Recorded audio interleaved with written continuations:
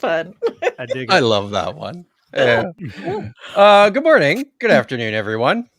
Welcome to the June edition of Diablocritics. Woohoo! Yay! Exactly. You can hear the applause out there. Yes. So, yeah, it is Sunday, June the 16th. Happy Father's Day to all of you, you fathers out there. And welcome to the show. I am Kip Davis. I'm a specialist in the Dead Sea Scrolls and early Jewish literature, and I am joined, as always, by my good friends. Jennifer, tell us who you are. Sure. I'm Jennifer Bird. I'm a PhD in New Testament, early Christianity. I'm public biblical scholar, I suppose. Yeah. My recent interest is in marriage in the Bible, both primary testaments of the Christian Bible. What does it actually say? What do people misunderstand about it? That kind of thing. Sweet. Yeah. Who's next? Josh. Joshua Bowen. I'm an Assyriologist with some focus on the Hebrew Bible. And yeah, I do a lot of like counter-apologetic stuff online. Dan. Notice I didn't say the word slavery in any of that. You didn't. It's true. Right. Until you then qualified your introduction. Exactly. Thank you, Dan. I just felt it was necessary. So. Yeah. And I'm Dan McClellan. I was going to say land shark because we were talking about deep cuts from SNL, but I position myself as a public scholar of the Bible and religion. My specialization is Hebrew Bible, cognitive linguistics, cognitive science of religion, conceptualization of deity, scripture, and religious identity. And yeah, that's excellent. Me. Nice. So, I mean, there's a couple of new things going on here that people have noticed. There's some people who are missing. Our host, our producer, David McDonald, was unable to join us this morning because he has people sleeping in his studio. So decided, it's maybe not the best. As much as I tried to convince him, just minor details. Yeah, we want them there. We want them in the show. He thought maybe instead of waking people up at 4 a.m, with this was perhaps not the best choice for your guests. And also hard work has noticed. Yes, our friend Matthew Monger is not with us this morning. He has badly hurt his back. And he is out of commission for a while, so we miss Matt dearly today. And I hope at least he's able to check it out. Watch as always, right? Bow tie. So Megan made this the one. boy tie. Did she really? Oh wow! I tied it, right? I tied them. She made it. So just a liar. I don't believe it, man. All right. So is that a red poppy on the material or no? I think so. Yeah, that's very nicely placed. Yeah, all right, well done. It's all the way down there, so I can't see it. The other face on the screen here is our friend Vishanti. Vishanti, welcome. Thank you. It's nice to be here. Trying not to be starstruck, so just pretend that I'm screaming internally, and I'm just here to make sure that it runs smoothly and you won't see me a whole lot unless they go off on too many tangents, in which case you'll see me get my chancla. So we need someone to crack the whip, so Vishanti is here to help us out with that in David's absence, or as we used to say in Uruguay, bajar la caña, si es necesario. Yeah, see, I don't know what that means. Este carnal, si me comprende. Ojito. He gets me, this guy. Yeah, so if you just hear like a ghost voice yelling, "Cállate," you'll know. Excellent. Awesome. All right. Well, we've got a video to get into today, but I'll just go through. I'll just run through as a reminder for everyone how the show works. So the Diablocritics is a monthly show reviewing recent bad biblical on YouTube, and we've got a doozy for you today. Mhm. This is also a platform for us as scholars to briefly share information about our current and ongoing projects. We feature a live Q&A at the end of every show. If there are specific questions that you have for specific panelists, please include their name at the start. For example, if you have a question for Dr. Dan, please include Dr. Dan's name, or Dr. Josh, include his name, etc. And because of time constraints, we want to get through this inside of 2 hours. We can probably go a little bit over that if necessary. But because of time constraints, we will only answer questions that are submitted in the first 60 or 70 minutes. Questions will be prioritized if they are super chatted.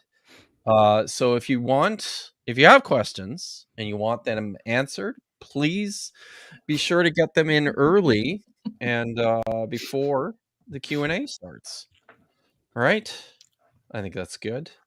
So, what are we doing today? We're watching we're watching this. Are you guys familiar with Gavin Ortland? Just a Over little at, bit, not yeah. I've heard of him. Yeah. I don't really know. You debated him or done things like that with him, Josh? Right, We yeah. discussed him. Uh-huh. Yes. Josh and I had a discussion with Gavin and his friend Trent Horn, all about Josh's favorite topic. But I think it went okay. It was a little frustrating at times, but Gavin runs this channel called Truth Unites.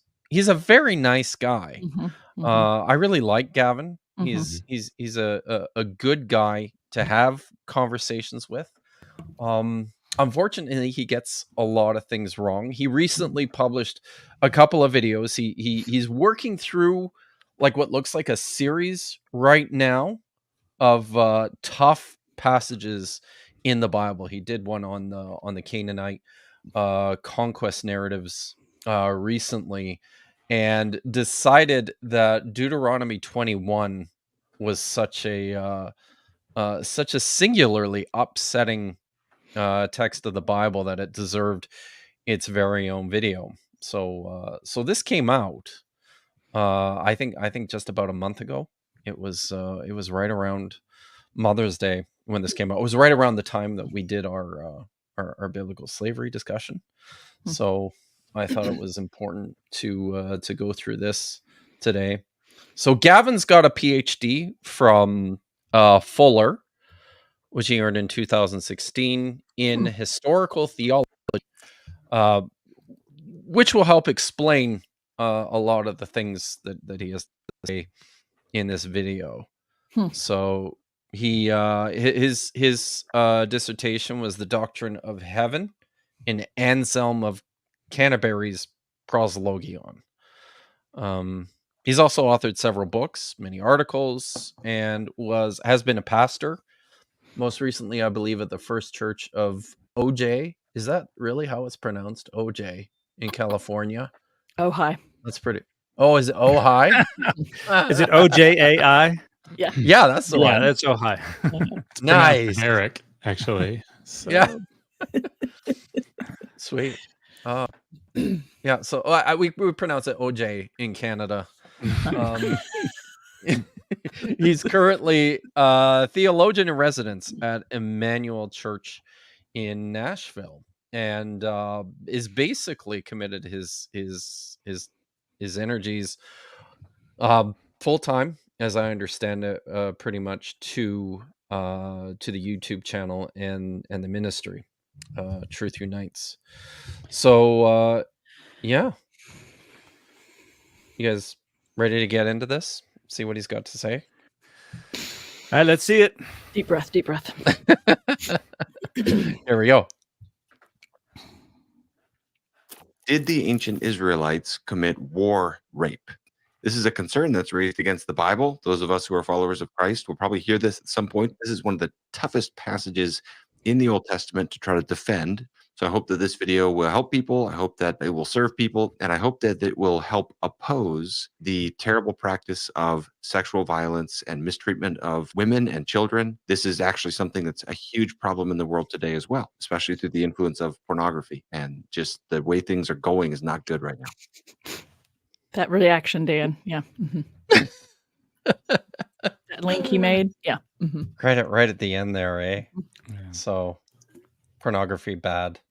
I mean, just making that connection for this passage. Yeah, just It's kind of crazy. Yeah. And we'll get into it. We'll get into the passage a little bit. One of the things I like, I think it's important that Gavin recognizes the difficulty of some of these things, or at least provides lip service to this. He says this is one of the toughest passages in the Bible for Christians to defend. Yeah. to defend. There we go. But I do want to quickly point out how much of a reaction that anyone on this panel would get if we started, let's say, a dating of the Book of Daniel video saying, I really hope this emboldens, or helps out the atheists to, hold up our atheism, or to disprove God, to make sure that we can put down the supernatural or something like that. Like the motivation being right out there in front, to really help people in their faith and to, defend the text, or defend, like our view of the text or something like that. You pointed this out, Kip, in your stream that you did on the Canaanite conquest. And I think it's an important thing, how much of a pushback we would get if we put our motivation, or if we, sorry, because I want that to not, if we made a statement like that was a motivation. Personally, I have no dog in the fight, although I am an atheist. Like, I'm not here to defend atheism or something. Right. Exactly. But yeah, I just think that's what bears pointing out. He does have a lot at stake. By reading the passage, as I read it, you will understand why it's a difficult one. Many people call it the pretty woman text. Verse 10, when you go out to war against your enemies, and the Lord your God gives them into your hand, and you take them captive, and you see among the captives a beautiful woman, and you desire to take her to be your wife, and you bring her home to your house, she shall shave her head and pare her nails, and she shall take off the clothes in which she was captured, and shall remain in your house and lament her father and her mother for a full month. And after that you may go into her and be her husband, and she shall be your wife. But if you no longer delight in her, you shall let her go where she wants. But you shall not sell her for money, nor shall you treat her as a slave, since you have humiliated her. What do we do with this one, right? Here's my thesis. This is not a timeless ideal, but in its historical context, it was a protest against abuse. All right. We'll get into the passage here momentarily, but I think it's important to one of the things I really like about Gavin and his stuff too is he's really, really organized. He's very clear. He articulates his points well, and in this case, there's these two things, right, that he really wants to communicate. The idea that this is not an ideal, that this is, I guess, working towards something. It was a step in a more positive direction, I think, is part of what he's getting at, right? Compared to other practices. Blah, blah, The blah. incrementalism shuffle, basically. Okay, that's a nice perfect. way. Yeah, excellent. Yeah, but and then no, I was just gonna say then this idea that we should find something redeeming, in this passage as well, right? He calls it a protest against abuse, right? Against abuse. I mean, I don't know. I'm like dying to jump in. So can I, I'm not sure with the protocol here. I'm like, okay, to say that this is about war rape is really is missing what you've just read. Like people, soldiers at the end of a battle raped the people that they had just conquered, male, female, or whatever. And so to say that this is about that practice or countering that practice is completely missing what the passage says. If at war you see someone you desire and you want her to be your woman, right? No husband and wife in the Hebrew, but like you want her to be yours, this is how you handle it. When you are abusing someone, that is not about desire. Rape is not about desire. Rape is about it's about power. It's about abuse. It's about flexing. And so when this whole thing is about not about the context of rape. This is about how it's appropriate in their world to take a foreign woman as your property. This isn't about, right? And so like out of the gate, I'm like, he is pissing me off because he doesn't understand what rape is. Well said.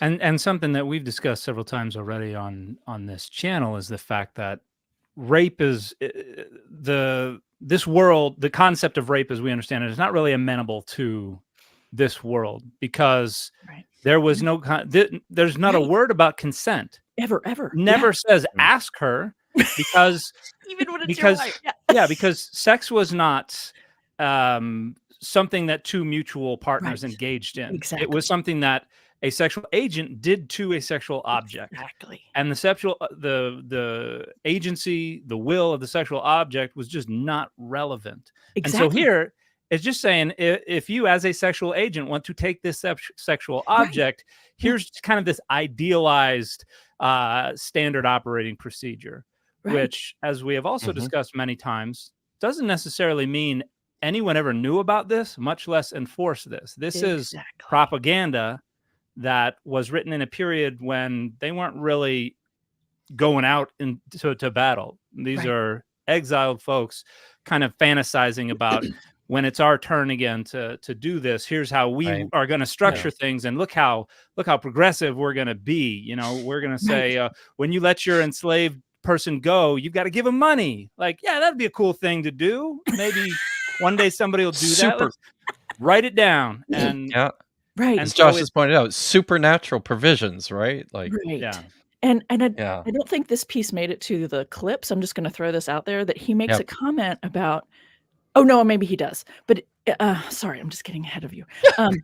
But it's like when he says, well, you know, they didn't, the Israelite soldiers didn't rape at the end of a battle. Like, you have absolutely no basis to say that. It's like saying, and he talks about what the biblical passages do say, and it's like saying that, forgive me, but I'm just going to be really honest. All of them. That's like saying that Christian men today don't abuse their spouses because it says to treat them well in the scriptures. But we know, in fact, it's more, they're more likely, because of all the oppression for everybody in these controlled relationships, that like that's a thing that happens a lot.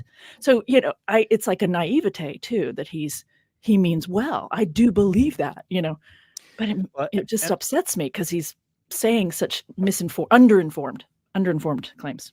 And I think one of the standard approaches of apologetics is to begin from the presupposition that this is all historical, authoritative, enforced, and none of that is supported by absolutely any data whatsoever.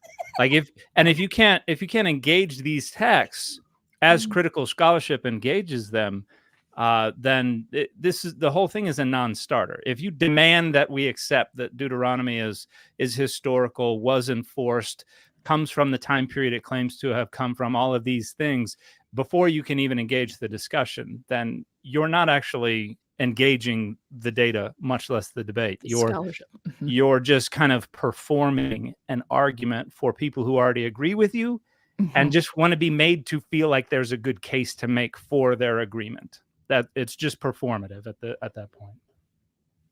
Yep. Let's read the Bible the way Jesus did. In Matthew 19:8, note the emboldened words here. I'm sorry. Oh boy. I'm gonna be real with y'all for a second. I haven't watched this yet. I've been busy. You said I hope y'all got to watch the clips, and I was like, you reacted at all the best places. It's kind of fun that you didn't.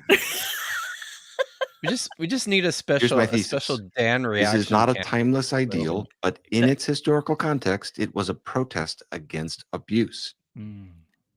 Right.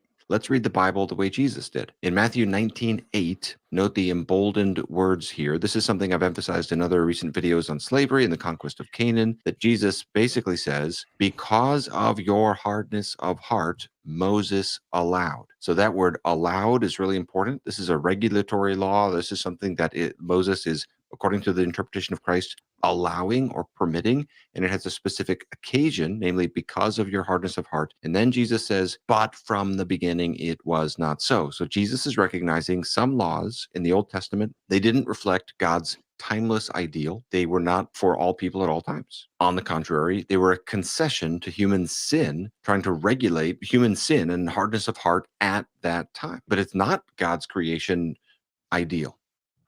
Okay, this every time this passage comes up, I get so annoyed because what they're doing is, yes, well, not even Jesus, the author of Matthew, is rationalizing a specific take on the grounds that, oh, Moses just let you get away with this because, God was unable to compel you or something like that. But even if we accept that reading of the laws about divorce, that the fact that Jesus does it for that one law does not give you license to just arbitrarily do it for any law that you decide must be the same exact circumstances. And you can't demonstrate that any of these other laws, whether it comes to slavery, whether it comes to sexual assault, whether it comes to war crimes, all this kind of stuff, there's no demonstration that Jesus thought that was the case for these also. It's just arbitrarily saying Jesus did it, therefore I can do it whenever I want to do it. And that's just a fallacy from the ground up. Right. There's also, what is striking to me is one of the things I try really hard to impress upon people in chapter 3 of my most recent book on discussing Matthew 19. Thank you. 4 to 6 is that the very next verse that he didn't read makes it very clear how Jesus reads his scripture, which is he reads it through the lens of the male who possesses women, and women are possessions, women are sex objects, and you claim them by having sex. And that is why divorce is a problem, because you're both potentially going to go have sex with someone else. And so the focus of the whole concept of marriage, the thing we call marriage within both testaments, is focused on the sex act. And so Jesus is reading his own scriptures through the same possessiveness and dehumanization of women that the Hebrew Bible does. Like, he's still promoting this way of thinking about women. And that is a problem for me because people don't pay attention to the pieces of that and how that plays out and why that plays out today for people to focus on the sex act when we're talking about marriage, and why people care at all about the sex act and potentially whether it will be procreative, like all of those things. So anyway, it's this irony that he's saying we should read it the way Jesus does. I'm like, yeah, that's the problem, is we are reading it the way Jesus does. Okay. If you look at the very last word of our segment in Deuteronomy 21, this is the verbal root anah, which I forget how it was translated in the translation he chose. Probably humiliated. Humiliated. Yes. Okay. So But- this verb is frequently used to refer to sexual assault. And the idea seems to be you have deflowered her. Exactly. You have rendered her damaged goods. Right. And this Within is that why, statement. right. And which is why in Deuteronomy, if you marry a woman and divorce her and she marries another man and then divorces him, you're not allowed to marry her again because she's been with another man. Therefore, she's not like eligible for you again. Yeah, and so the idea here is very clearly that this is a piece of property, and it's supposed to be in a certain state. And once somebody has had sex with that sexual object, that it has been used. It is no longer in new condition, and that, I think, is what Anna is mostly getting at. You have I haven't come up with a good translation for this. Spoiled the goods. And it's not about rape necessarily as we understand it. It's just saying this is property. You've damaged the property. That's right. And he misunderstands that because later, and I don't know if it's part of the clip, but he later talks about, like, you've humiliated her as if you've shamed her or embarrassed her. I'm like, no, you've done this thing that's off limits now. She's now tainted goods. Yeah. And this is why in Deuteronomy 22, the very next chapter, you get all these laws about sexual assault. and it's basically about, hey, a man has a claim to her as property, and so if you have damaged the goods, spoiled the goods, then you have committed a crime against that man, whether it's the father who has a right to sell her for a bride price, or if it's her husband, and that's considered a far more sacred kind of property right than the father. Then it's, you know, the death penalty. But all these laws in the Hebrew Bible are all looking at this through that interpretive lens of a woman is a piece of sexual property. There's a dimension anyway in which a woman is a piece of sexual property, and her social value or her social standing is based on her either pristine vagina or her spoiled one. And so her relationship is all based on that kind of stuff. Yeah, this actually came up before you continue, Vish. This actually came up in Josh's and my bi-weekly Hebrew reading stream this last week. I think it's important to point out here, Tomer, my friend from the land of Israel, notes here the root usually means to torture. Like in a modern context, this is a really problematic word just throughout the Bible, just because it's so enormously flexible. And it's I think in the standard lexicon, it actually is classified, the root is classified 4 different times. Yes, I was actually looking at that. Right? Oh, isn't that it can mean interesting? to sing, it can mean to answer, it can mean to To live exert with. yourself. It's like, I love that.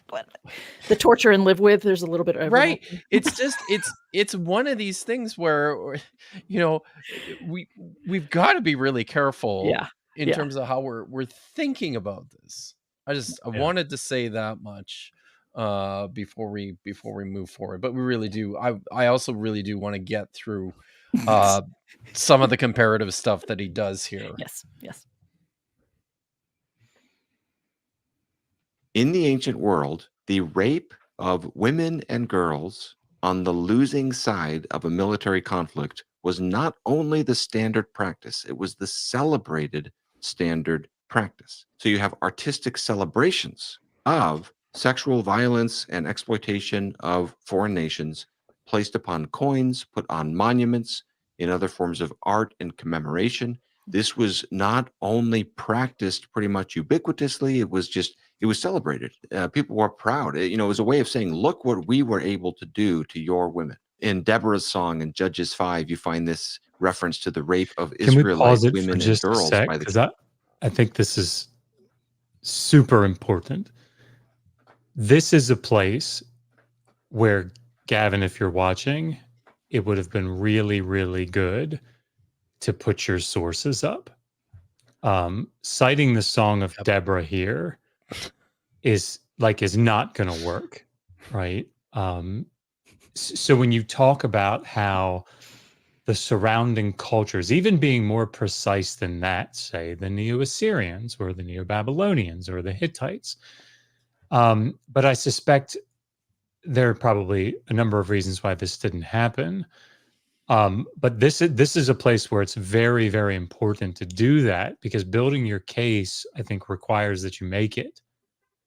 And you can't rely on Webb and West or, Paul Copan or anybody else, assuming that the audience is just going to go read their documentation. And to push back on this, because you weren't being specific, let me be specific. We have texts in Hittite that are specific, that say, on the return from a campaign, do not steal a woman or cattle or anything else. Do not abuse. Do not rape. The text is specific, right? In Anatolia, Liverani, Fuchs, any number of scholars, Holloway, Washington, for years, people have been pointing this out.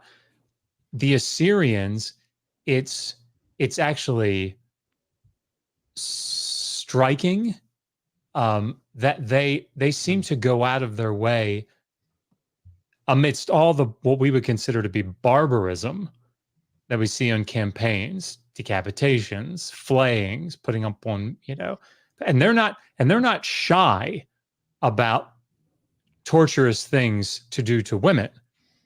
Of course, neither is the Hebrew Bible, right? But one of the things that stands out is that there is no abuse of women in campaigns. There is no sexual violence to women in campaigns. And this is, I'll just read one quote here. This is Mario Liverani in his 2017. Finally, I would like to stress the fact that among the frequent and brutal Assyrian punishments, decapitation, impalement, the flaying of enemies, there is no appearance at all of the rape of enemy women, a tragically common occurrence from antiquity through the present. This is the result of an evident censorship that precludes any mention of sexual acts. Women were likely raped, as we've said here.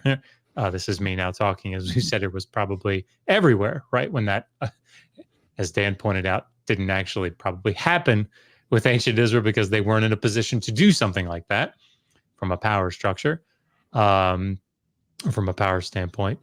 But it was not something to brag about, Liverani says. So pressing back specifically on that point. So anyway, that's it again in his volume, the Mesopotamian Civilization series. And I've got 10 more there that I could cite. But this is important because it's not enough to say other nations bad. Yeah. Right. You can't do that. No. So would we say, and I'll shut up, but would we say that, my God, the Hittites in the middle of the second millennium, they're protesting against the abuse of women. Right. Yeah. The Neo-Assyrians, they're protesting against the abuse of women. No, right. We wouldn't say that. No. That would be a ridiculous claim to make. Right. And so my point is we need more. We need more, I think, to build this case. Yeah. So, anyway. I also just want to throw out there that it's interesting to me that he doesn't at any point mention that men also raped other men. We're talking about war rape, rape as a, and like we have it engraved in rock, like of that scene of, final nail in the coffin kind of thing, raping the men you've just conquered. So it's interesting to me. And I think a part of the bigger picture for him, in terms of his own ideology and the things that are at stake here. But anyway. And I think also in Numbers 31, we've got an example of harem where the only thing that we preserve from this is the unspoiled women. Yeah. So it's instructed that you are to do this, and Deuteronomy is coming in at another time period and saying, by the way, here are the steps for how you do this. You were able to do to your women. In Deborah's song in Judges 5, you find this reference to the rape of Israelite women and girls by the Canaanites, and it's described as just, this is just part of enjoying the spoils of military victory. And in the phrase, a womb or two for every man, you could translate that even more crudely. Unfortunately, we have to kind of let the hammer fall of be a little bit shattered by the brutality of this and grieve it in order just to take it in and understand how dark human history is, unfortunately. And it's not just human history. That's the piece that kept bugging me in this, right? I know. You're talking about like ongoing human present, right? Like this is still and throughout. Like it's not just after the Geneva Conventions. This is still happening, right? Right. Yeah.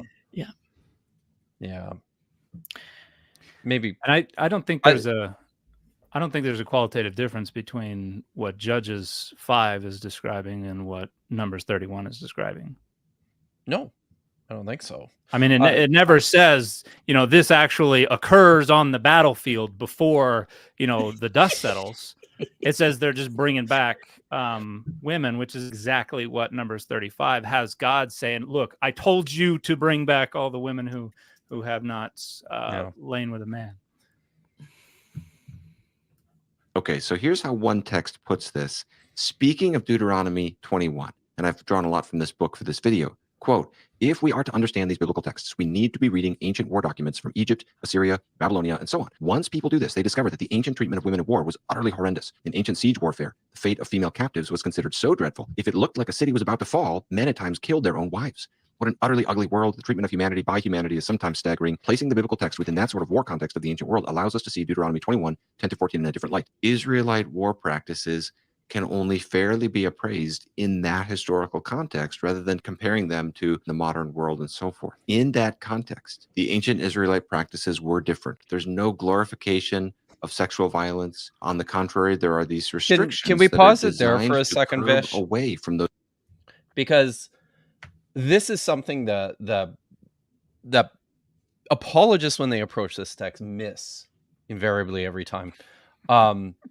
So he says there's no glorification of war, rape, or sexual violence or any kind in the Hebrew text, which is astonishing to me because I mean he's clearly not read something like Nahum chapter 3, right?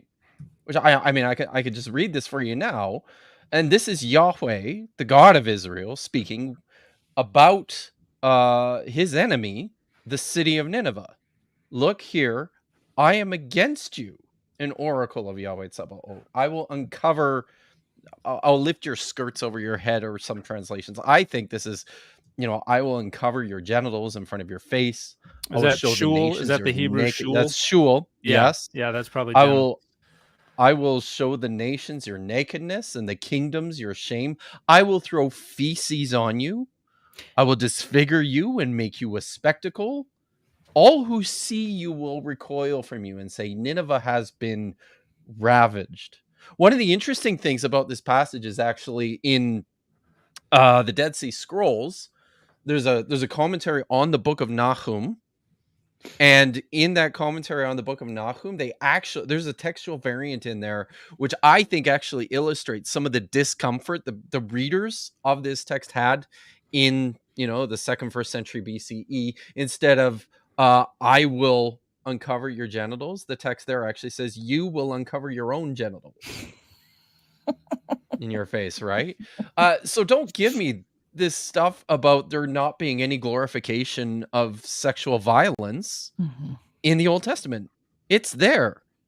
Was he saying that entirely, like the Old Testament in general? I think so. Within like the context or even within the context of war, I think you have to look at texts like this and say, come on, like God's doing it. Right. I'm not. Yeah. We have there's a 2022 book, Sex, Violence, and Early Christian Texts, by edited by Christy Cobb and Eric Van den Eyck. And I think that Stephen Young has a paper in there on sexual violence in Revelation 2, where God talks about taking the harlot, throwing her on a bed. It's 17 and then 19, but yeah. Well, it's Revelation 2:22, isn't it? Okay. Yeah. The throwing on the bed is in chapter 17. Anyway. Well, it's also in the letter to one of the churches, Revelation 2:22. Behold, beware, I am throwing her on a bed, and those who commit adultery with her, I am throwing into great distress unless they repent of her doings, and I will strike her children dead. Yeah, it's awful. The God commits the exact same sexual violence that they're trying to insist is these texts are trying to move away from. But a point I want to raise that was kind of raised in the Liverani quote that you had, Josh, is that, and this is something that comes up when it comes to slavery. I responded to a video recently where someone says, "Oh, we think about American slavery, and they had no rules; you could do whatever you wanted." Yeah. And I raised the point that when we think of American slavery, we hear about historical accounts of what actually went on. And most of us are completely unaware of the laws that were on the books regarding how you were supposed to treat your slaves that were just ignored. But when it comes to the Bible, all we have is the laws that were on the books. We don't have any accounts of what actually happened. And so this is apples to oranges when we're trying to say, look at all the other historical accounts of Sennacherib explaining what he did to Lachish and all this kind of stuff. It's like, that's accounts of what actually happened. Deuteronomy is people fantasizing about how they're going to arrange the nation if they were in control. It's the laws on the books versus what actually happened. And we have one thing for the Bible, and we have a completely different thing when we look at the other nations. And they don't address this at all because they don't consider it. I don't know how many of you guys, I know Josh has, but Jen or Dan, I don't know if either of you have had the misfortune of reading this book from which Gavin draws a lot from this. I read like a chapter of it when it came to the incrementalism argument. So at one point in the book, the authors actually make this statement. They say there's no glorification of brutality or sexual violence in any surviving Israelite artifacts or artwork. And I'm like, how is that possible? We don't have any surviving artwork. Yeah, right. Like there's nothing of anything, right? Like it's just there's nothing there. Well, but this and this to me, it's gonna, and I think it's in this clip that you've got this statement where he says, like, we don't want to read it cynically. Oh yeah, right. And the problem, just like Dan is saying here, is that we do it for everything else, but we don't call it reading it cynically. So, like when we read the Umalagash border conflict, or we read about the law reforms of Urukagina in the Sumerian text, nobody has a problem saying, yeah, the king is saying things like, I'm releasing from debt all of the people that are being crushed, and I'm not delivering the weak to the strong. And boy, I'm such a great guy. Nobody has a problem going, wonder what's behind that.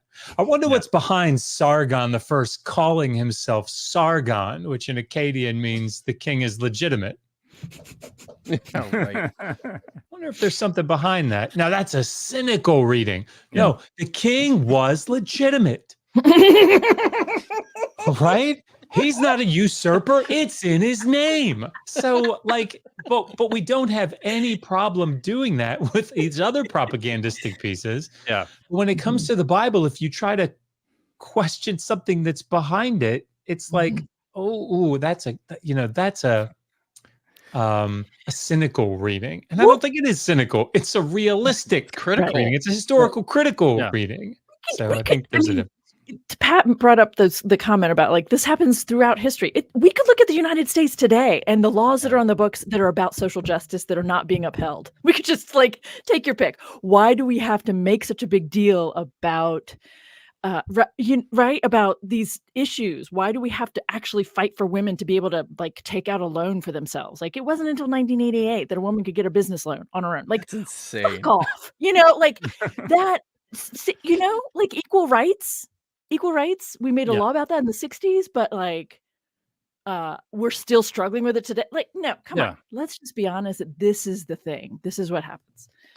Yeah, redlining has been illegal for a long time, and yet the biggest banks in the nation are being sued to this very day for redlining, and because it continues to happen. It's not just a thing from the 60s. It was Anyway. Wow. Yes. Violence. On the contrary, there are these restrictions that are designed to curb away from those kinds of abuses. There's absolutely no battlefield rape, for example, that which was extremely common in the ancient world. Now, some scholars dispute that, and they say, well, Deuteronomy forbids rape after the battle is over, but doesn't say anything about rape during the battle, so the Israelite soldiers were free to do that. This is one of those readings that's just overly cynical and just wrong. It's an argument from silence, and it runs contrary to the entire tenor of the Old Testament. This wouldn't make any sense to have this strict 30-day waiting period after the battle is over if the Israelite men had been free to pillage and rape and so forth during the war. No, during Israelite warfare,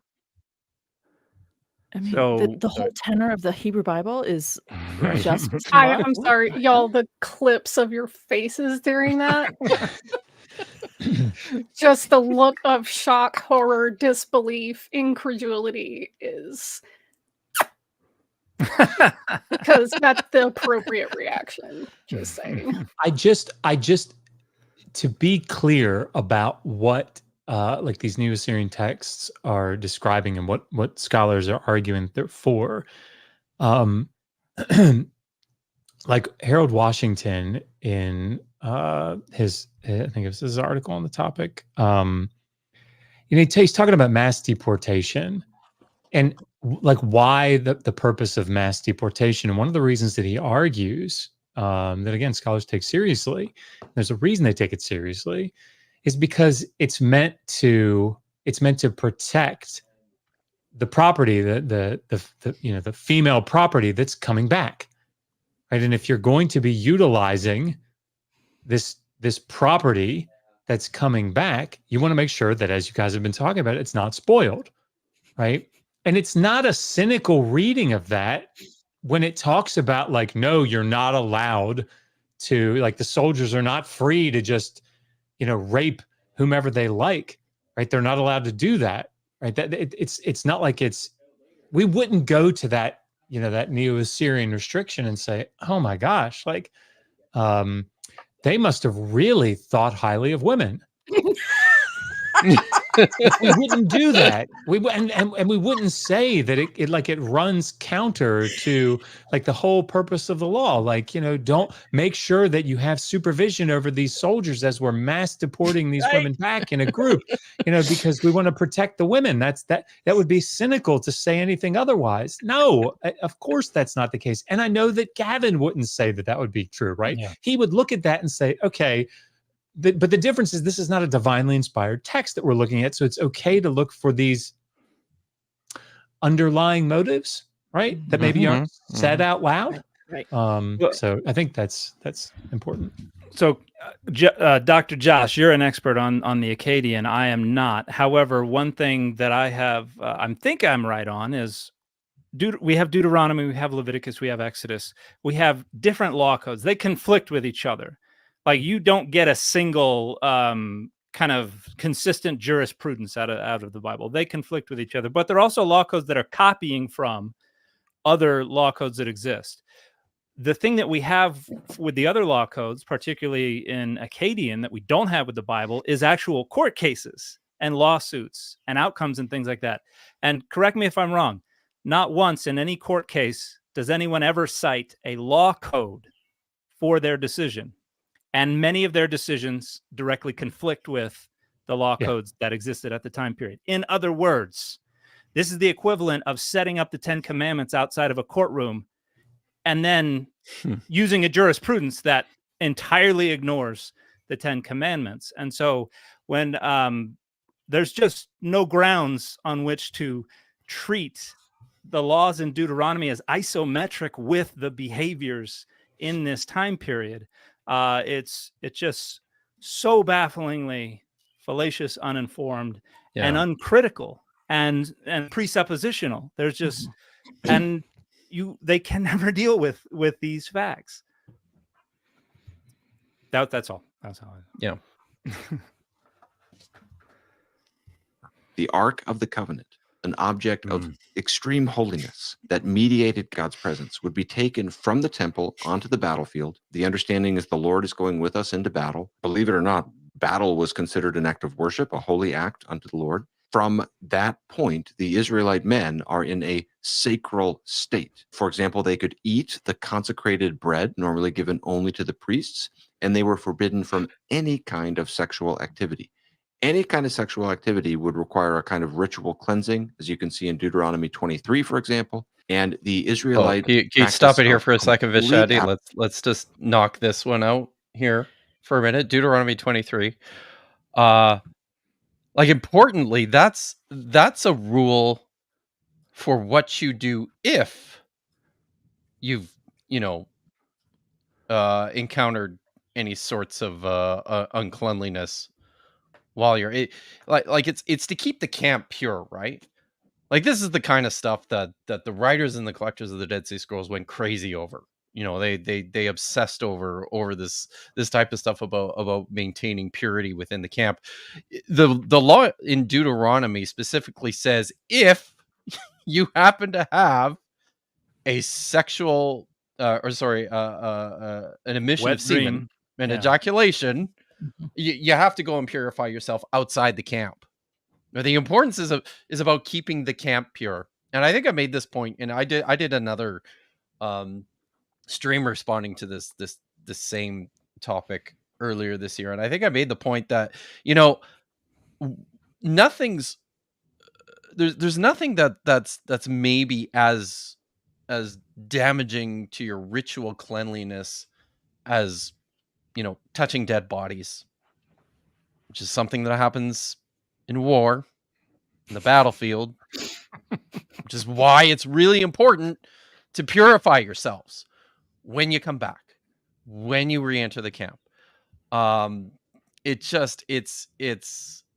But I think that looking... meant, Kip, that it was illegal to touch dead bodies during war. They just, you know, God just struck them dead, eh? I suppose. Is As that soon what as happened? you, like, it's like a punting pole in Gilgamesh, right? You can put the punting pole in the water, but don't touch that water, right? So you can put the sword in, just make sure you don't Yeah. touch the body once it's dead. Or was it like professional wrestling with pow, Nice. smash? Oh, cleansing, as you can see in Deuteronomy 23, for example, and the Israelite practice of complete abstinence from all sexual activity during battle can be seen in David's comment in 1 Samuel 21, 4-5, where he's speaking to the priest Ahimelech, and he says, basically, women sorry, have been kept from hold on a us second. as always. Listen, I love this passage because this is a story about David coming to Ahimelech, the priest at Shiloh, and lying to him. Right? Like, the first thing Ahimelech asks David when David approaches him in the tabernacle is, you know, why are you here by yourself? Where are your men? What's going on? And he tells him, I'm on a secret mission from Saul. Right? which is a lie. So David is telling lies to the priest, who then asks him, well, I guess I could give you these provisions from the temple, or sorry, from the tabernacle, which have been, you know, ritually prepared and set aside for the god. But you have to promise me that you've kept yourself ritually pure this whole time. And that's what Daniel does. He says, honest engine, me and my men. Promise. I promise. We're yeah, as always, right? Or I don't know. Maybe I'm just reading this text too cynically. Cynically, I think you are. You're cynical. When he starts, it's hard though, Jen. When he starts with, you know, a lie. Oh, come on. I have all kinds of thoughts running through my head about responding to this. Of course, all men abstain from jacking off during battle. Of course, they all do, right? Sorry. Yeah, I mean, maybe around the battle, but if you're doing it in the heat of the battle, maybe you've got your priorities a little mixed up. But like the night before, the night after, yeah. another day. I mean, come on. All right.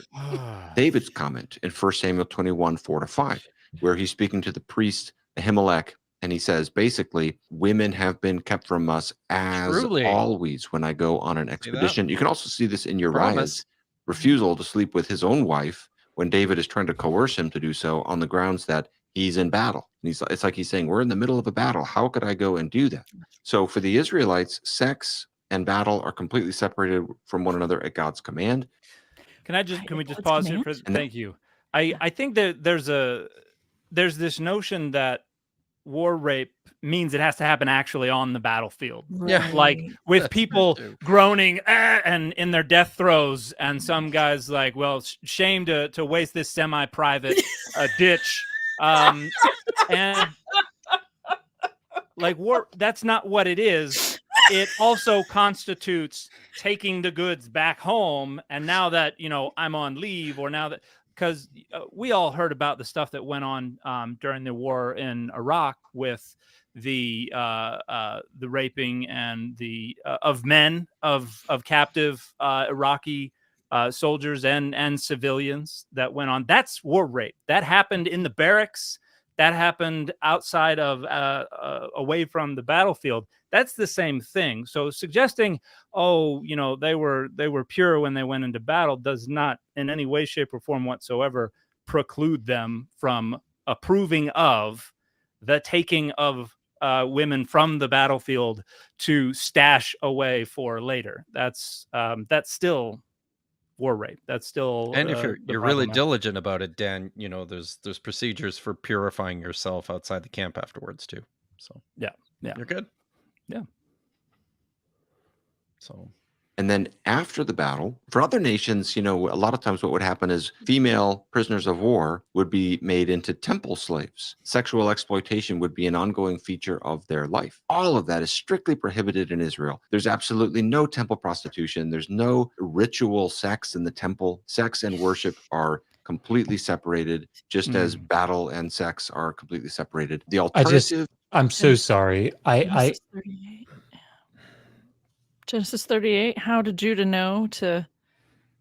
I mean, she was a temple prostitute, Tamar was, right? Like, that's what she was setting herself up to look like, and he partook, right? Sorry, am I misunderstanding the scriptures? No, but I just presenting this as like, it's mixing these emic and etic categories over and over and over again. Yeah. And I'm do we want to define emic and etic real quick? Yeah. So like an emic category is one, like when they looked around and they said, like, we think that this is rape. We would look at that act and say that is rape. That is a category internal to them, right, in their culture. And that's what we've sort of been describing here. But when we look back at it from outside of their culture and we say that is rape, that's an etic category. That it's something that's not internal to them, right? So when we think about things like, you know, let's be very generous and say 50 years ago, even though it's happening right now, maybe it was much more pronounced 50 years ago. Was there a thing called marital rape?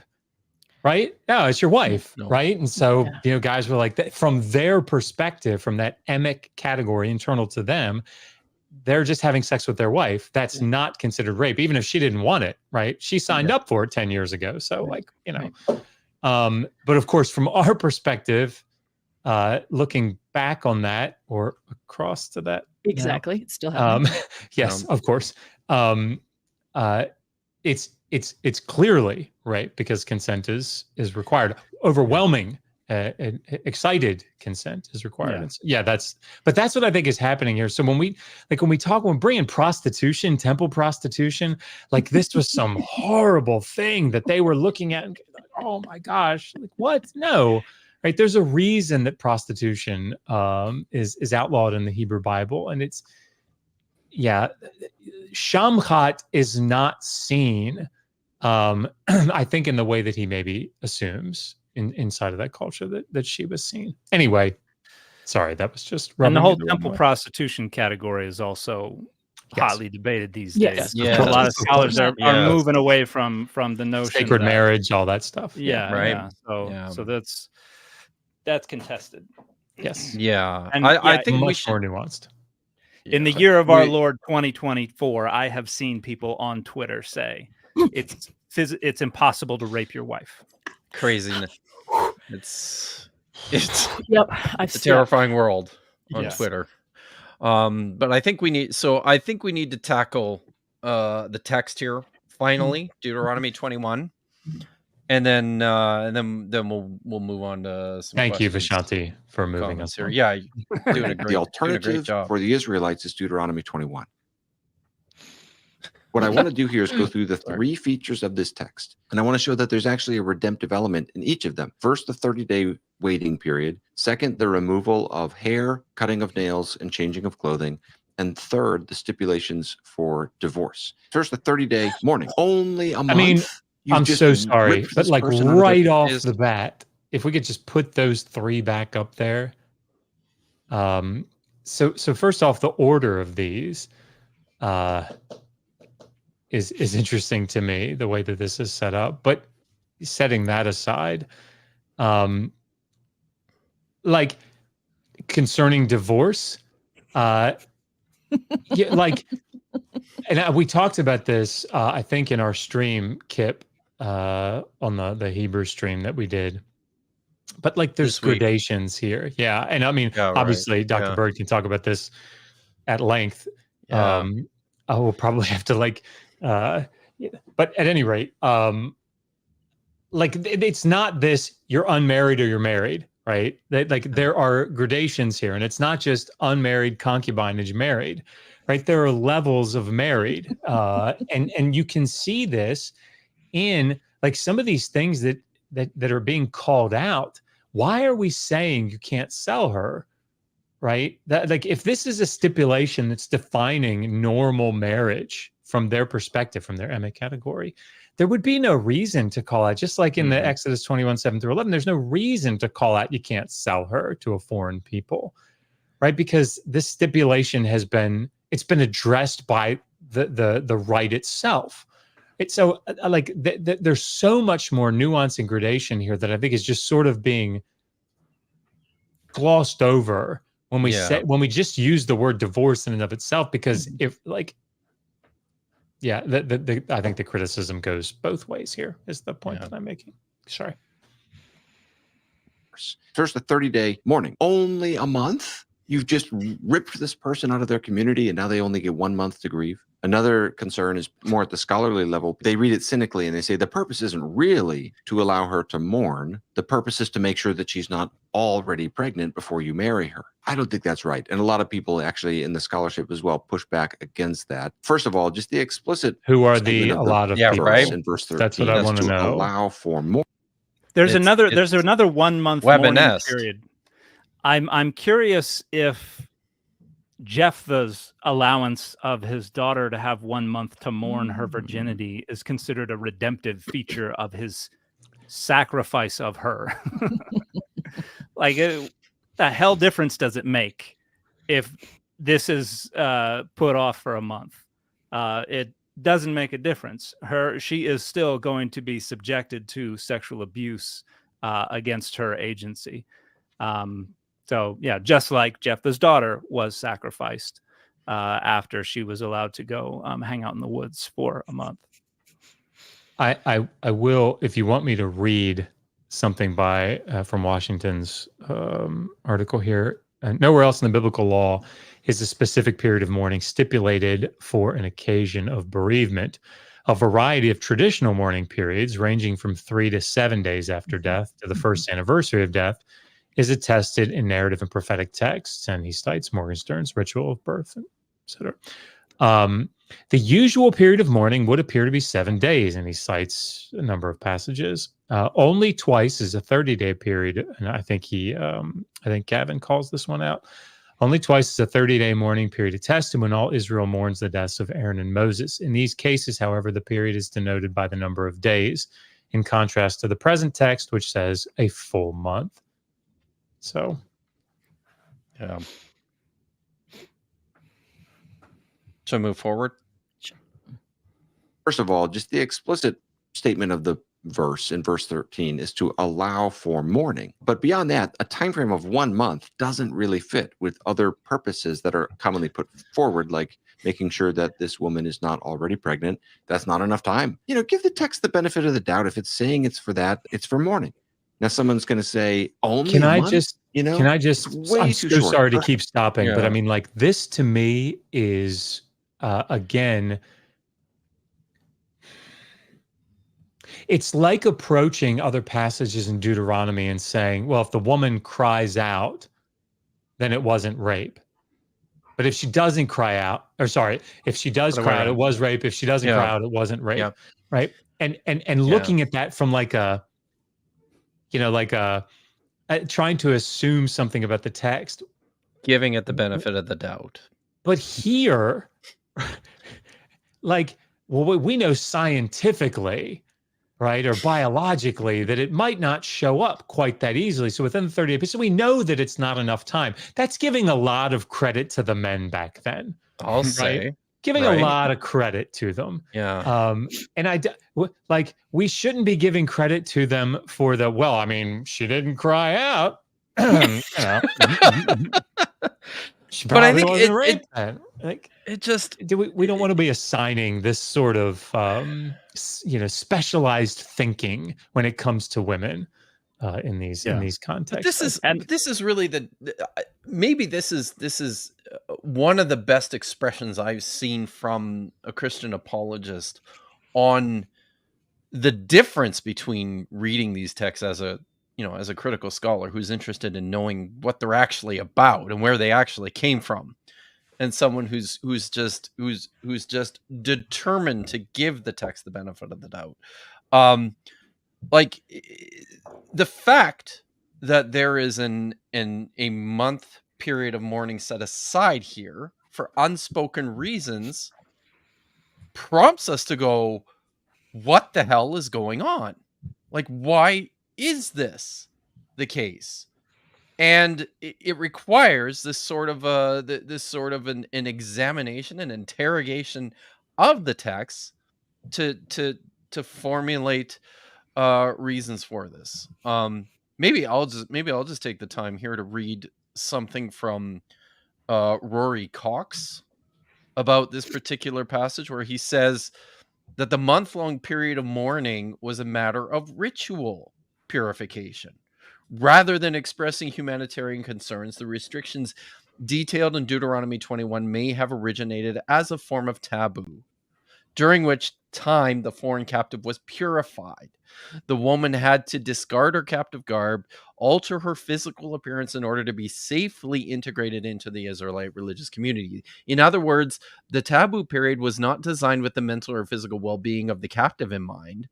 Rather, the taboo period fulfilled a socio-religious function rooted in a concern for the purity and the homogeneity of the community. Over and over, these texts, the more we read them carefully and critically, the more we discover that that's really the primary concern here, right? There's not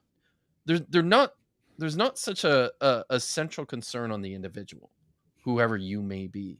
This is all about maintaining the community, and I think this fits in to that, right? This is something in cognitive science of religion and ritual theory. There are a lot of things that activities, behaviors that are inherited over the course of generations that are referred to as causally opaque. We do them, but there's not really a clear relationship between cause and effect. Why do we do them? Well, we do them because we do them. And they get rationalized, though. Like, baptism. Well, what's baptism? Oh, it's a rebirth. Oh, we're doing this. Oh, we're doing that because of this, that, and the other thing.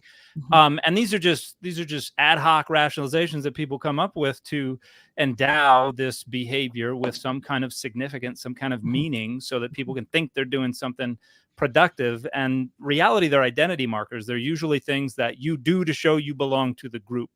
And yeah, it makes perfect sense that this is something that originated in a specific socially contingent kind of where this is a liminal space we're giving them to transition from another society into our society. And then later on, Deuteronomy was like, oh, it's for mourning. Yeah, let's just remember, this is them fantasizing about their ideally structured community. And so they're like, oh, we do that thing over here.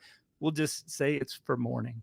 And once again, the person is just taking the text at its word, and then additionally shellacking as thick a layer of the benefit of the doubt as they can on top, to the degree that they overrule the text and say, no, we're imposing doubt so that we can impose the benefit of the doubt so that we can make this a lot more amenable to contemporary sensibilities. It's doing the exact same thing.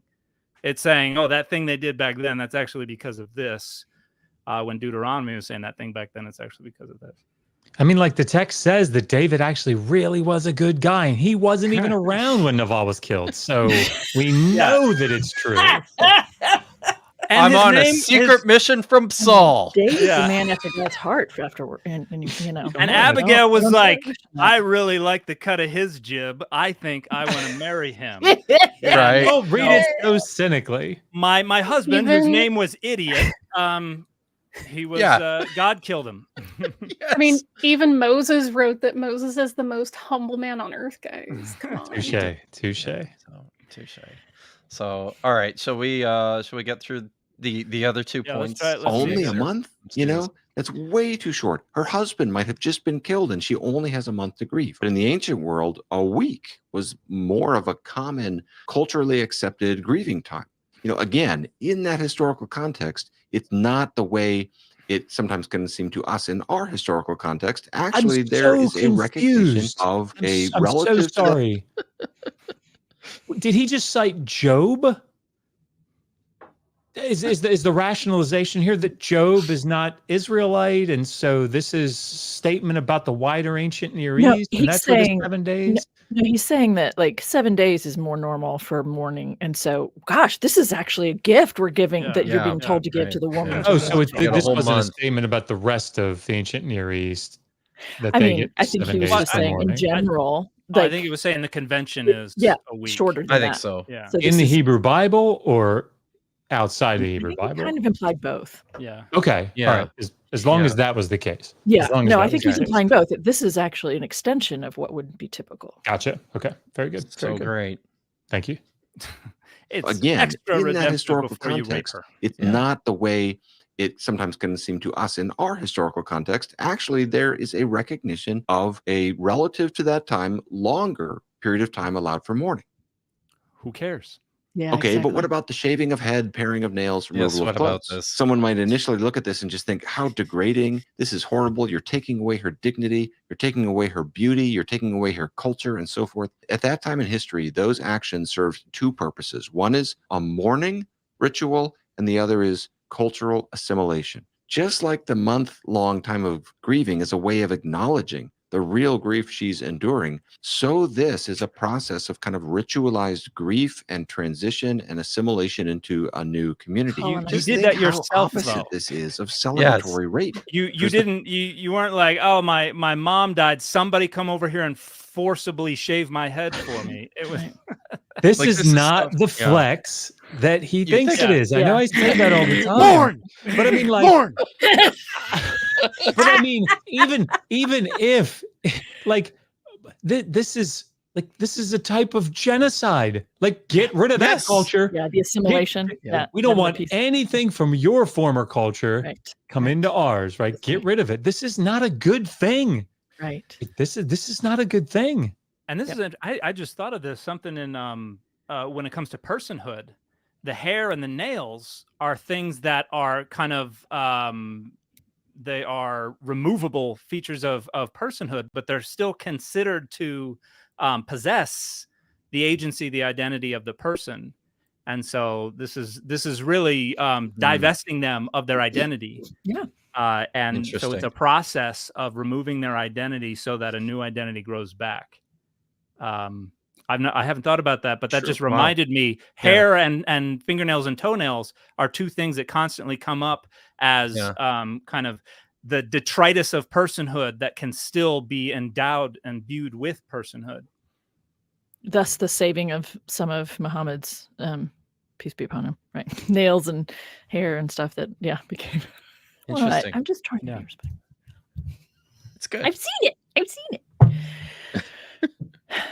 to a new community. Just think how opposite this is of celebratory rape, which was the common practice of the day. This is an ancient way of trying to push against that and allow for a process of entrance into a new community. In that time, to be without a family and potentially without a community, you may have had very low chances of survival. So can we pause again? Because he Okay, refers to this forcibly divesting you of your identity so that you can be forcibly inculcated into a new identity, so you can be forcibly taken as a legitimate wife, is now giving you away to come into this. It's flipping it on its head for no other reason that what is bad needs to be presented as good. So we're just going to assert that this is a kindness rather than a forced conversion and a forced dehumanization and repersonification Yep. as part of our property now. Just out of curiosity, how are you guys feeling right now? Like, is all this talk about rape like just undoing you in your gut the way it is me, or is it just me? It's hard. This is hard. It is Not hard. just you. Very. This is hard to sit here and have this conversation extended, right? Yeah. And the more I Mhm. mull over what he's saying and not saying, and I keep going back to that thing at the beginning where he hopes talking about this, Deuteronomy 21, is going to help address the abuse of women and children today. I'm like, dude, take the whole fucking Bible through that lens. Thank you very much. I'm sorry I keep cursing today. I'm really, this stuff gets me really angry. It's the haircut. It's It the is new the- edgy haircut. It just, Which looks nice. you know, But you know what I mean? Like, He's trying to really- rehabilitate rape, yeah, and that's Yeah. infuriating. That It is is. infuriating. it is infuriating. Yeah, And there are so many passages in the Hebrew Bible or Newer Testament that encourage men to be violent towards women, right? I mean, there Right. are so many. We could spend a long time listing them, right? And so And this is just saying, here's the appropriate way to to sexually justify violate a horrific woman. passage. Yeah. So something he said at the end there, which I think also deserves some attention. He makes the point that this is beneficial for the woman because the alternative is just to be left behind and Right. in this world of chaos where she'll probably not survive. And I think apologists who make this argument haven't thought this through because they're not taking everyone home with them. Right. Exactly. Right? Like there's still people that they are leaving behind. That's right. You And know, by the way, women can be quite, resourceful and find Sure they ways to survive Yeah, on their yeah. own. At least I didn't kill her. Doesn't make it a good thing. You can't look the text itself, right? The text itself tells you that it's a good thing for her from their vantage it point. does. Yes. Right? If she no longer pleases you, you have Yeah. to let her go by herself, right? So what? The text is Gavin going to argue that the text is saying you have to punish her if she's displeasing? Is that because if you're letting her go by herself and going off by herself is a bad thing, so you have to make sure she's incorporated into your house. This must be a punishment on her, so she better not mess up or she's going to get punished by being sent away to herself. Yeah. Well, in the next chapter, as well as in Exodus 22, the man who rapes the woman who is not engaged or married, he's never allowed to divorce her because sending her off on her own into Israelite society as damaged goods is a punishment, is something that it would basically set her adrift with no legitimacy. Should we do that last point of his? And then because he's got this one more, right? Let's see if we can actually get through a video. I think we've got. Okay, thirdly and finally, what about the minute? stipulations concerning divorce? Again, in that historical context, you can actually see pushing against the powerful party and in favor of the vulnerable party in this prohibition. It's saying if the marriage does not continue and it ends in divorce, this is a prohibition against treating her as a slave. On the contrary, she is a free woman, an Israelite. She has all full rights, full status of a free Israelite woman. The rationale for that is since you have humiliated her, or some translations say since you have dishonored her. This is placing the responsibility and blame on the party with power and reflecting a concern for the dignity and the status of this woman. And in the ancient world, that is remarkable. Chris Wright says the law remarkable in the midst of the Okay, can I? Because right here it sounds like this passage is riffing on the female debt slave passages in Exodus 21, where it says if a man sells his daughter into slavery, she doesn't go free after 6 years like the men. She stays with you forever. If she doesn't please you, or it says it prohibits selling her to a non-Israelite in Exodus 21. But a man who buys a female Israelite debt slave, basically as a sex slave, can sell her to other Israelites. And that is presented, and the apologists for slavery will present that as somehow merciful. but because we're keeping her in the kin. yeah, but here it's here you're not supposed to treat her mercifully like a slave. You're supposed to treat her even more mercifully. But if it's a woman you've raped who is an Israelite, that would be unmerciful. You can't divorce her because you got to treat her more mercifully. Like when you set up these different expectations against each other, they can't all be merciful. Some of these are treating women horrifically, but they all have to be rationalized as merciful. It's like the 3 year, 6 year like thing, right? Yes. Yeah. If you have, I guarantee you, if the Hebrew Bible said, if you take a slave, you can only keep him for 1 year and you have to release him in the second year, they would be all over it all day long. Look how great it is. You can only keep him for 1 year. That's so much better than the Akkadian laws. So much better. But since the laws of Hammurabi say you can only keep him for 3 years instead of for 6, or you can only keep him for 3 years, release him in the 4th. Maybe there's maybe God needs that extra time. I mean, yeah, you can find a way to justify anything. Just make it work however you want. Yeah. So hey, you're not allowed to kill a slave, or no, what is it? You're not allowed to beat your slave. None of the other laws have laws against beating like slaves, except for the ones that do. But and I would like to. I'm so sorry. I would like to, when we're done with this, could we go back and just play the last 5 seconds? Because I want to make sure that I heard him correctly about the law protecting the vulnerable party and this being unique. Because I just want to make sure that I heard him, because I'm not sure that I did. So, but go ahead, Kip. Sorry. Sorry, my son is just handing me a Father's Day present. So it's very. Oh, thanks, buddy. Do you want to say hi to the nice people? There's a lot of people in here. Oh my goodness. I know. Thanks. All right. See you in a bit. Sorry. We're watching the last 5 seconds of this bit here. Is that what we're doing? Yeah. Okay. This is placing the responsibility and blame on the party with power and reflecting a concern for the dignity and the status of this woman. And in the ancient world, that is remarkable. Chris Wright says, what is the remarkable part of that? Right. Is it right? That there's a concern for a woman who is vulnerable in a situation of power imbalance with a man? Is that what's supposed to be remarkable? I think any difference is going to be represented as remarkable. Well, that's utter nonsense. It is, right? Yeah, you cannot treat her as a slave since you have dishonored her. I'm curious about that word too. Like treat her as a slave. That's Oh, treat her as a slave? That's the humiliated or dishonored. Right, or exactly. Yeah. You've it's another word, amar. Enslave her. You can enslave her, isn't it? No, it's an entirely different verb that I have. Hitamer. Yeah, I think it probably means to trade with her, like to utilize her in a transaction. Oh, okay, that makes sense. Yeah, but it's the hitpile of Amar. Yeah, but this, I mean, this just these people don't read the text carefully, right? They don't read it well. He says, he reads this passage and then says, "Well, look, she's like a free Israelite woman with all the rights who is and ineligible for marriage afforded to her." But it's not, right? Like it is literally casting a woman adrift. Like, but if you're not satisfied with her, you shall let her go free, and certainly not sell her for money. You must not treat her as a slave. I'm reading the NRSV updated. You must not treat her as a slave since you have dishonored her, since you've spoiled the goods.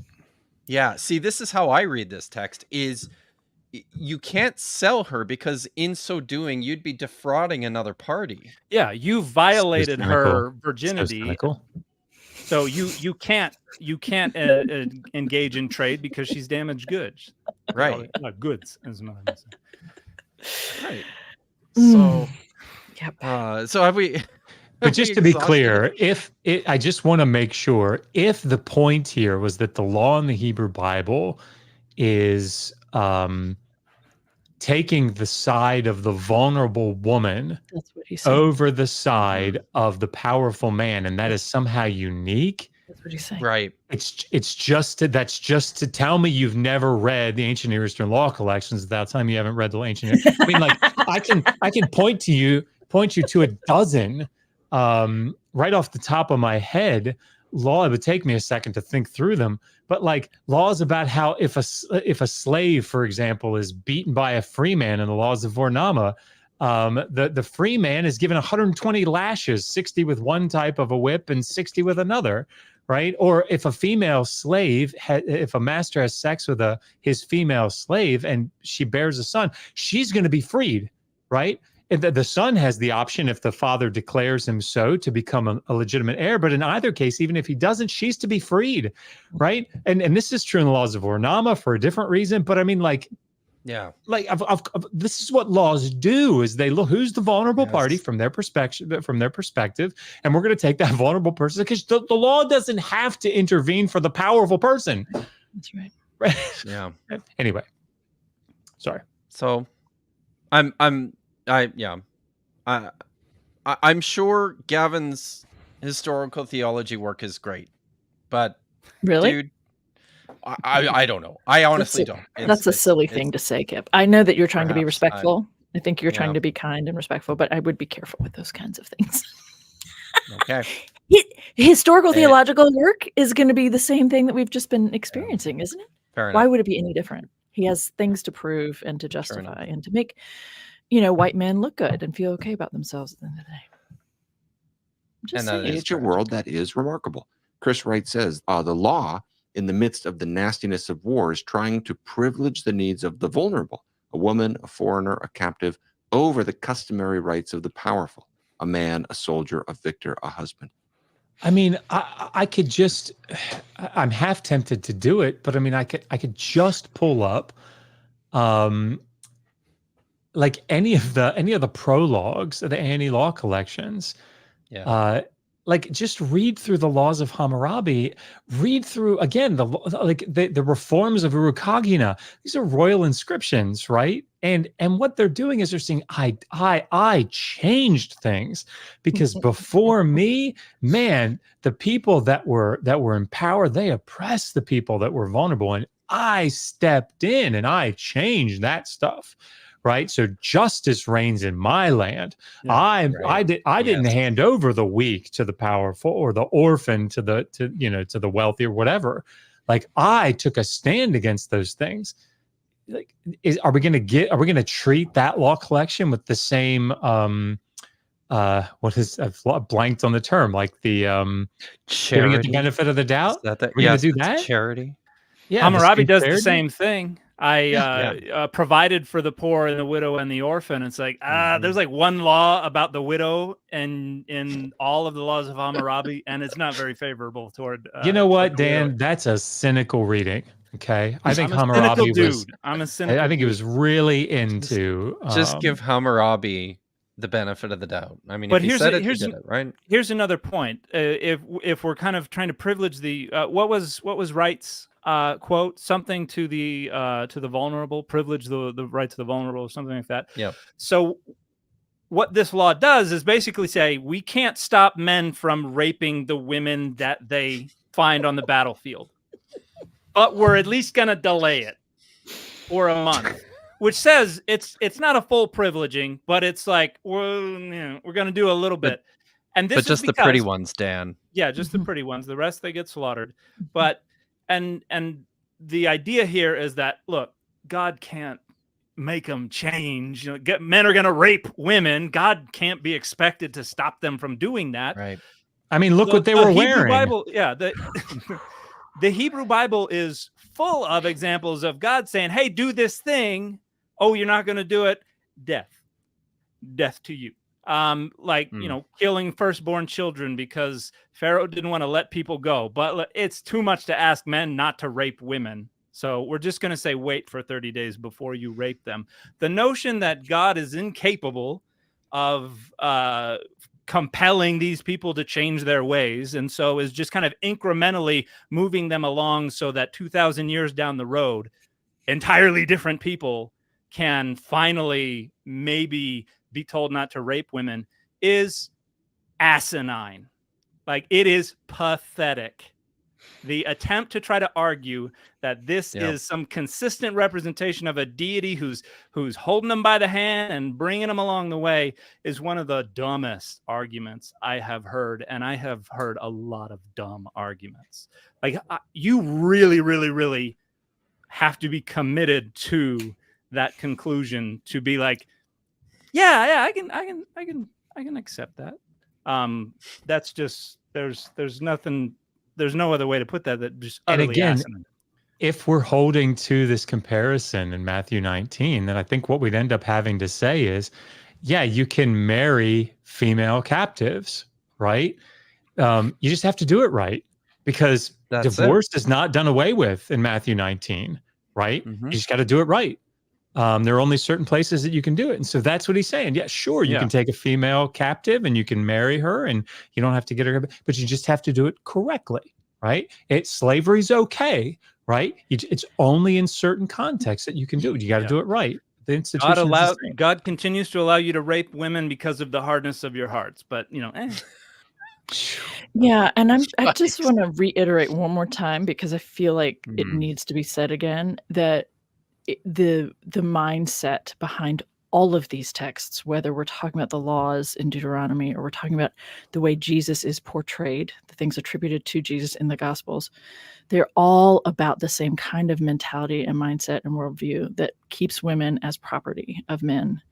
And that even the conversation about in which case divorce is allowed, and again, that's only started by a male in that context, like all of that language, all of the things that are being fought over here in this conversation, like it's all about men in control, men with power, men possessing women in lots of different ways, with lots of different labels and concessions to yada yada. But Jesus himself, and this is the thing, and I knew why we didn't do this, but in that clip, he goes on to talk about John chapter 7, verse 53 to 8:11. And it is one of my favorite stories to challenge someone like him on, because of the way he reads it, which is a very typical way. And so, even Jesus himself is time and again canonized as saying and doing things that are still not great for women.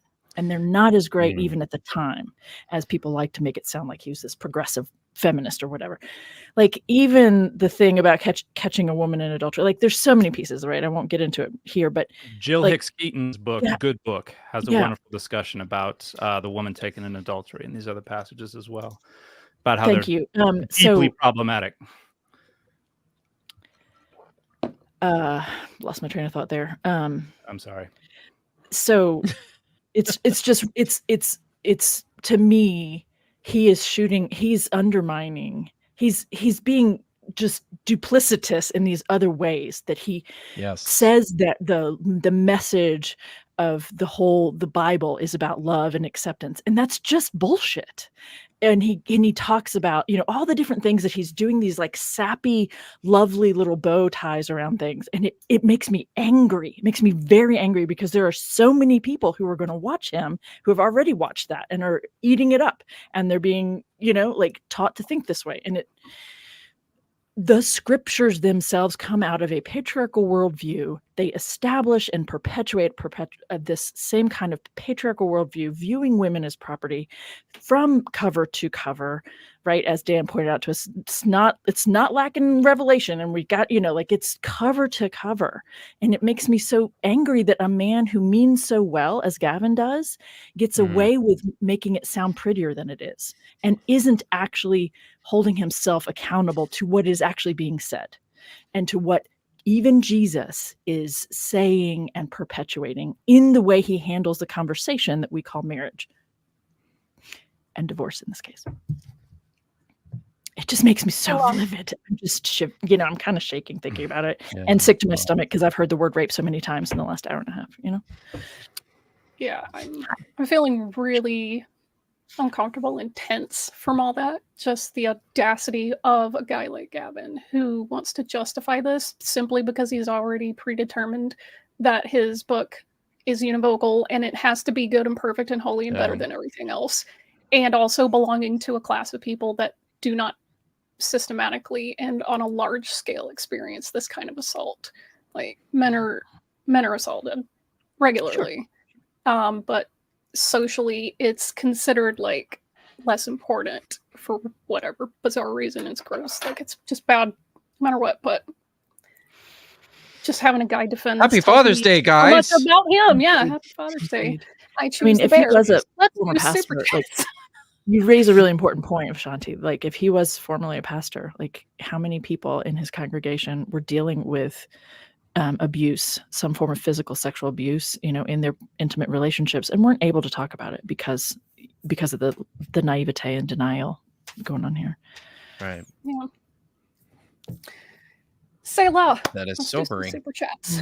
Let's do that. All right. Hard work, $4.99. Started your new course. I'm assuming he's talking about Kip. Josh has a new course too, so maybe it's Josh's course. Doesn't Dan have a summer thing going on? Or no, is that somebody else? No, it's going to be later in the didascally thing. We're actually shutting that down. But I'm going to be teaching biblical Hebrew in the fall. Nice. So, but Josh, your Hebrew class started up? Yeah, they just did their midterm. Oh, tell us about the Hebrew class, Vish. What do you want to know? The professor's a real dick. The corniest mnemonics imaginable, but it's doing the job. That's all that matters. That's what. Yep. That's what Rahab sang on the way home. Coma on the range. Yeah. So Josh, for people who don't know, I'll just say this. So Josh has a course on a new course on MVP. Course is about I think it's about creation myths, right? It's about intertextuality and myths borrowed in the Hebrew Bible from the ancient Near East. So, and the difference between Josh's course and my course is that if you buy Josh's course, you will probably finish it. I'm dead. I'm dead. Okay, next one. All right. Snufflety Wuggins for $5. Thank you guys for the work you do. Christian nationalism is so effing scary to me. You guys help me sleep at night. Agreed. Well, thanks for the kind words. I know. It's a big deal. It is. By the way, I'm really enjoying this book, which is related. Good. Yeah, it's a great discussion. Some good data in there. Awesome. Masturbator for $5. Please discuss the evangelical. Oh, I just got that. Okay. To justify financial support for far right parties. It's real. I don't know if this is really the platform for that, but perhaps I want to tackle this, or is this a completely different stream talking about politics or somebody else's country? We should probably log it away. Yeah. But I think it's an important thing. Yeah. It's outside the parameters of this particular discussion, I think. All right, JC for $5. I'm not going to try to pronounce that. Somebody probably knows Greek.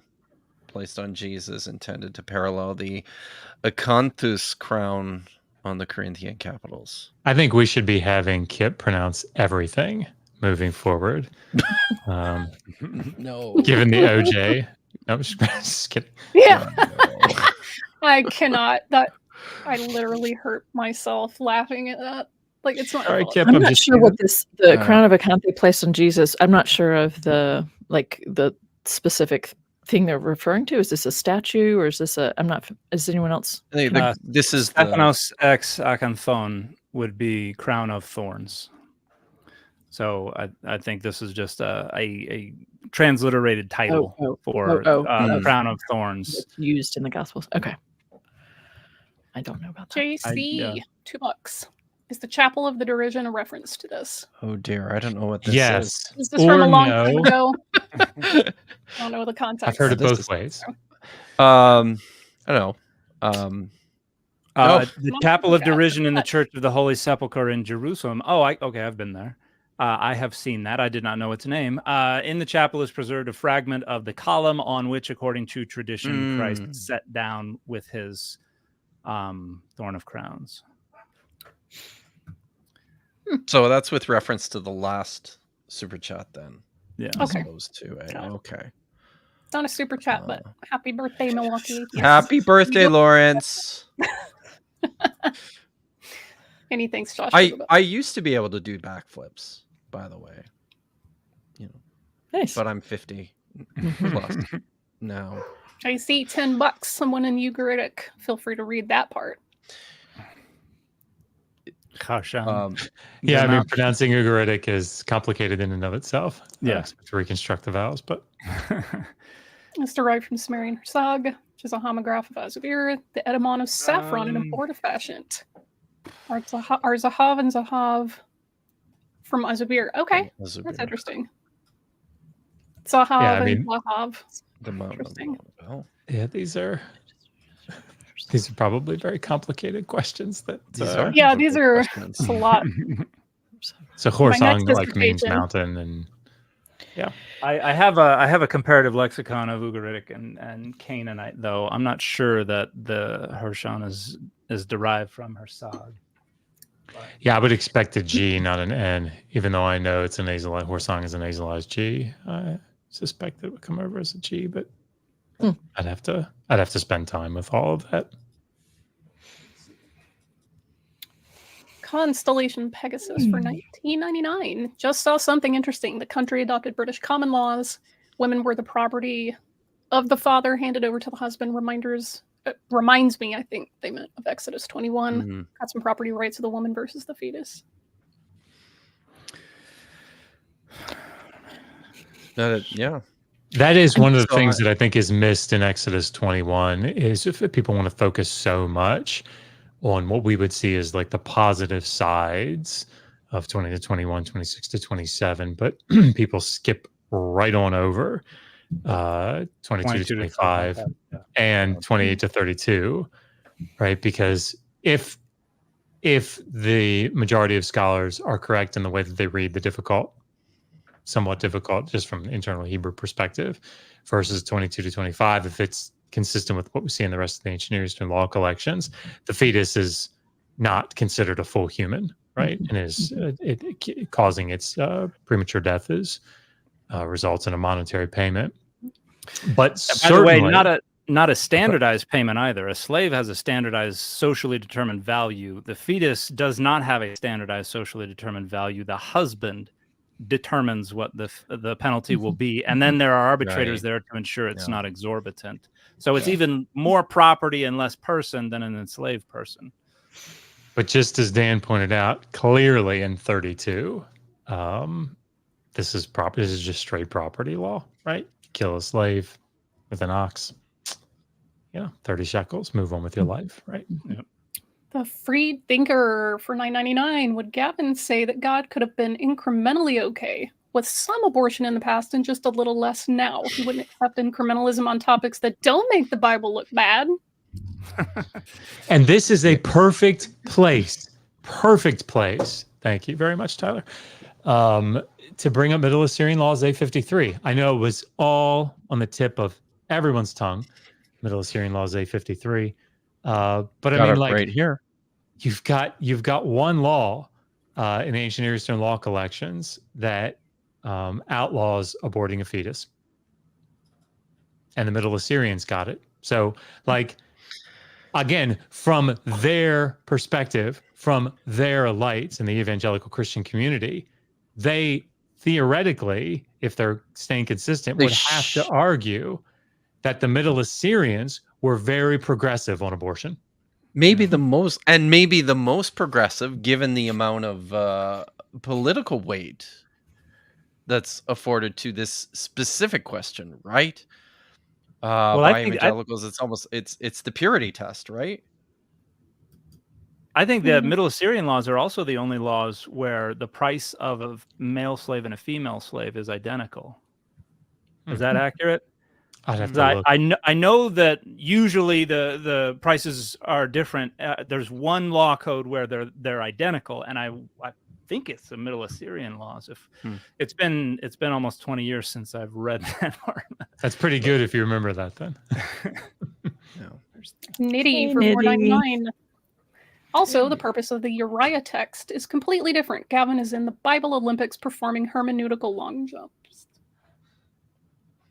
Give him a medal. Yes, that's true.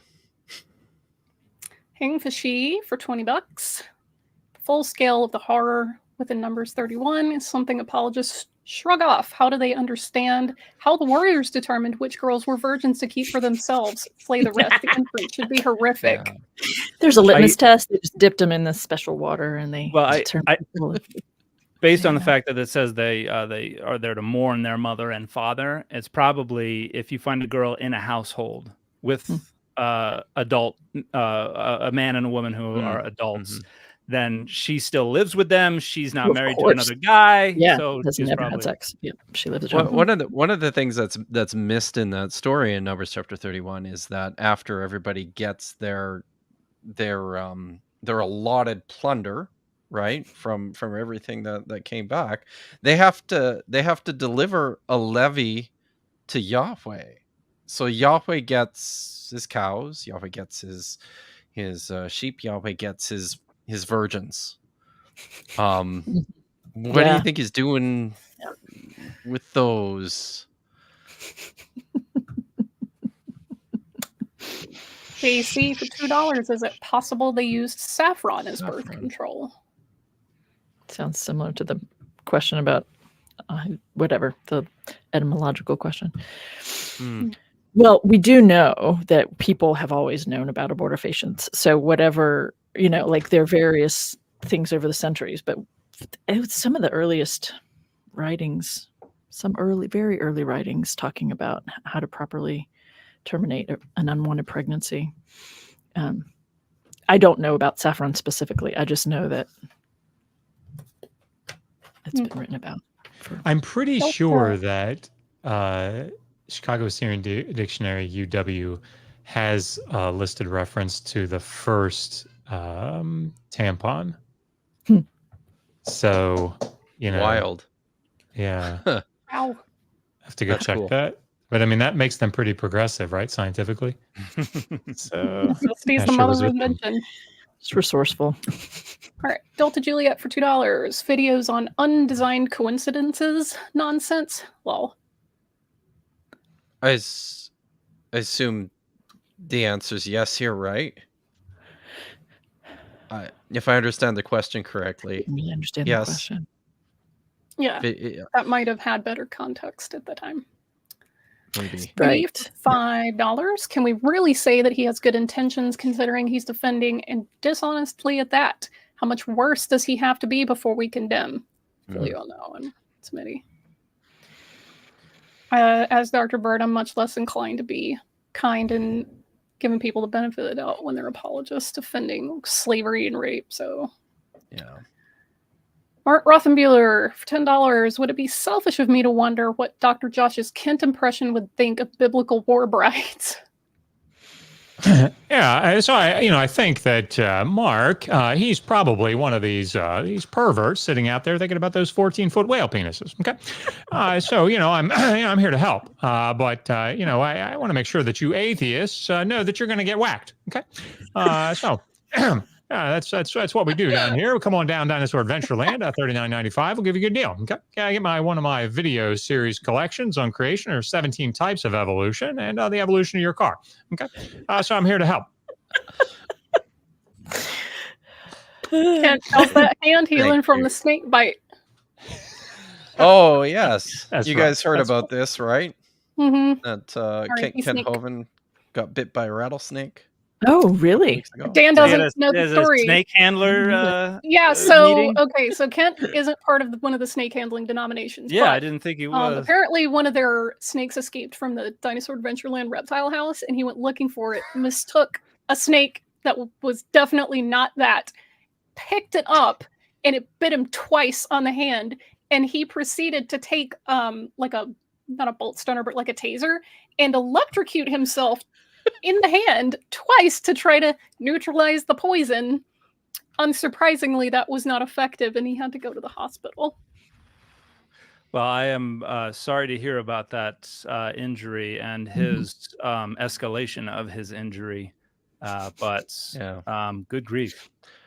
His explanation was that the taser wasn't strong enough, which is why it didn't work. It sure does sound like you can just zap venom into neutrality or something. That's one of the things that he that's has his thinking. Taught. Yeah. Oh, he actually has a he has background in it. actually. Yes, he's had seminars where he's talked about this. But I gotta say, like, it sure does seem like there's something going on at Dinosaur Adventureland. Like, All I it can just doesn't picture seem like is there's him ever a is him dull lying moment, in right? that bed. All I could picture is him lying in that bed and telling that Chuck Norris joke, right? Like, and after 3 days of agonizing pain, the snake died. Okay. Speaking of, Dr. Josh, please explain the Sumerian dog joke. Sumerian dog joke.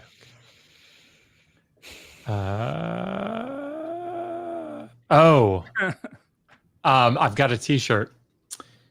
Shoot, I'm trying to remember what the joke was. I'll have to get back to you guys. I don't remember what it was off the top of my head. There's a. Okay. By the way, I looked in Del Omalete and some for Harshan, divine mountain dwelling of the god El. It says it's cognate with Akkadian Harshanu, but then it says RSAKK dot. Is that like Sumerian something? That's not an abbreviation I recognize. But it says CF, and then you've got a D, and then HUR.SAG. So I think that's probably from Sumerian, isn't it? Or Sog. I'm having a tough time following. Okay, yeah. Yeah. So I don't know if there's a. It seems like there could be some kind of etymological connection, but it's through Sumerian rather than Akkadian. But I don't know the significance of all that. Sorry, just wanted to try to follow up on that question. Jolly Roger's been looking forward to this stream since the last one. They say that I swear you guys could do a 12-hour stream and I'd be here for it all as long as I wasn't working. Well, I swear we couldn't do a 12-hour stream. So I'm about to tap out. But we certainly appreciate the love, the love from everyone who came out to hang out with us today. Yes, came out to hang out with. Yeah, that was right. So before we go, maybe if we could each just go around and say something about what we've got going on, academically or even just online, what's happening. Maybe I'll start and then we could just go counterclockwise. I mean, I've got a couple things that I have to write, some articles for some dictionary entries on. I think it's the new release of the Oxford Encyclopedia of the Dead Sea Scrolls, which is pretty exciting. Cool. Yeah. Which is being updated for the first time after 25 years, which is great. Oh, wow. But they asked me to write about forgeries. That's the thing that I get asked to write about all the time now. But there's a couple of other ones too. The book is, I think, almost 2/3 of the way done now, and upcoming this week, I'm pretty excited about this. This week, I'm going to be doing a split stream with Neil Sandleck, the Gnostic informant, about the origins of the Torah. And my hope is that we can maybe provide some much needed nuance, I think, to this question. Oh dear. Well, I continue to hope. So okay. So we'll see what happens. That's happening on Wednesday. Yeah. Okay. No, that's good. Okay. Who's next? Dan. You know, it was originally written in Greek. So I've heard. I've heard this. Yeah. I am about to turn in the first, hopefully last round of edits on my trade volume, which yay! Hopefully we'll have a cover and pre-orders available around my birthday or maybe a little after next month. But it'll be called The Bible Says So, where I just every chapter is the Bible says slavery is bad. And then that's the actual title. Do we have an actual title now? Yeah, the Bible says so. Still waiting on finalization of the subtitle, which is Let's see bigger it. deal than I thought it was going to be. So I'm very excited about that. I'm going to be intolerable once I have a cover. So beware. I am writing the Oxford Research Encyclopedia of Religions article on monotheism, which I'm also very excited about, particularly because they said, here's access to all of our stuff. So for the next few months, I have access to all their online stuff. That's very exciting. And I've got to revise the paper I presented at our conference at Brown University on monotheism back in May for publication next year. And as usual, I'm doing a weekly podcast. The Data Over Dogma podcast is available every Monday. I'm excited about that. I'm on social media every day. And I'm going to try to do more Spanish content because I realize I'm getting incredibly rusty. And so I need to get back in practice. So I'm doing that. And yeah. And I'm going to teach biblical Hebrew in the fall. Hopefully I'll be able to announce that and have registration available within the next few weeks. Awesome. ¿Quiere practicar juntos? Me encantaría practicar juntos porque no hay nadie en mi casa que habla español. All right, that's enough, you two. Yeah, right. Igualmente. So very quickly, I'm writing my commentary on the book of Leviticus. I think this is my 4th or 5th pass through. And I'm at the stage where I'm actually doing the actual commentary step. So text criticism is essentially done. A lot of the anyway, so that's nice and fun. And of course, we just finished our midterm on the biblical Hebrew class. So 5 more weeks to go, and then we'll probably take like a month break and then start Hebrew Grammar 2. So that should be good. Yeah. What textbook are you using? John Leong Sales. Oh, Sales. Okay. Very cool. Right. Oh, Bye. there it is. Yeah. Yes. With my crappy non-blue screen. Yes. Taking Mhm. Yeah, That's all it's a we lot. Yeah. Well, hi. I am really excited about this week's live stream. I have Jennifer Glancy coming on, actually, to talk about slavery in early I'm Christianity. gonna have to watch. Yeah, Nice. New Testament, early Christianity. And last week's live stream conversation was with Joe Marshall, Jay Marshall, at Ball State University. He's a good friend and colleague. And we had a really, really good time talking about querying Paul's letters. Very fun conversation. And I enjoyed just that, and also got me excited about writing my next book on Paul, which is still a few months off because I'm still working on the audio for my book, Marriage in the Bible, What Do the Texts Say? Still working on recording and editing that. And then also I have a video series that I'm going to work on next. So, but talking to Marshall about that was really kind of very exciting and invigorating.